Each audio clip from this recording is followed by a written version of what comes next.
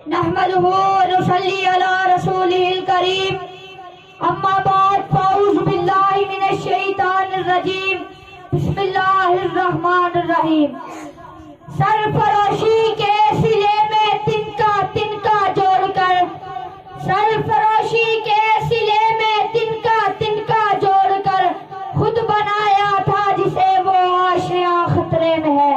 صدر محفل، معززین علاقہ، اساتذہ اکرام اور میرے ہم مکتب بھائیوں اور بہنوں، السلام علیکم۔ آج مجھے جس موضوع پر لب کشائی کرنے کا موقع ملا ہے اس کا عنوان ہے آزادی ایک نعمت ہے۔ صدر محفل، زندہ اقوام کے لیے وطن روشنی اور نگہت نور کا استعارہ ہوا کرتا ہے۔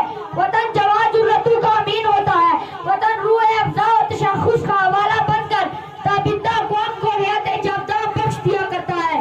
وطن ستاروں کی تابانی، بدر کی مہتابی اور آفتاب جہاں تاب کی مہربانیوں کا برقع ہی تو ہوتا ہے۔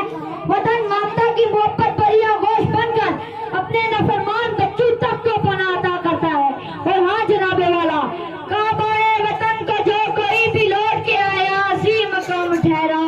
حاضرین محفل، میرا وطن میرا کعبہ ہے، وہ آبا بقا، ستاروں کی جھوٹ، بدر کی مہتابی، آفتاب کی تابانی، آب نیل کی جلملاہٹ، دجلہ و فراحت کی عظمت، گنگا اور جمنا کا تقدس، چناب کی روحانی داستان، ممتا کی آغوش، وہ گلے رنگین میرا وطن ہے، میری دھرتی ہے، میرا پاکستان ہے، میرا پاکستان ہے۔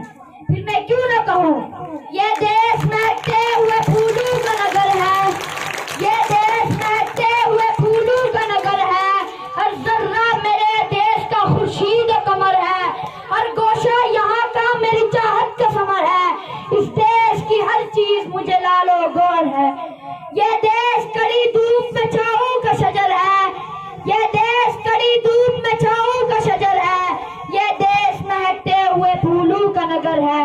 صدر محفل، کیا ہم اس طرح حقیقت سے انکار کر سکتے ہیں کہ پاکستان کا نظام بہت سے پیچیدہ مسائل کی جڑ ہے؟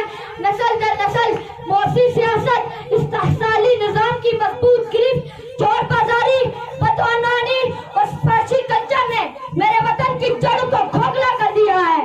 جب حکمران اپنی دولت بچانے کی خاطر خون مسلم کا سودا کرنے لگے، جب عالمی دہشت گرد کے مفادات جان سے عزیز ہو جائیں، پارلیمنٹ ان کے قابو میں رنگ بھرنے کے لیے ہمہ وقت تیار ہو، وزیر اعظم ان کا ذاتی ملازم، کابینہ ان کی کنیز، بیوروکریسی ان کی خادمہ، آئین ان کی جیب کی گھڑی، قانون ان کے ہاتھ کی چھڑی، ایجنسیاں ان کے دربار کی رقصائیں اور اسلامی جمہوریہ پاکستان ان کی بے محاذ خواہشات کی چراگاہ بن جائے تو سمجھ لیجئے دعائیں بھی بے اثر ہو جاتی ہیں۔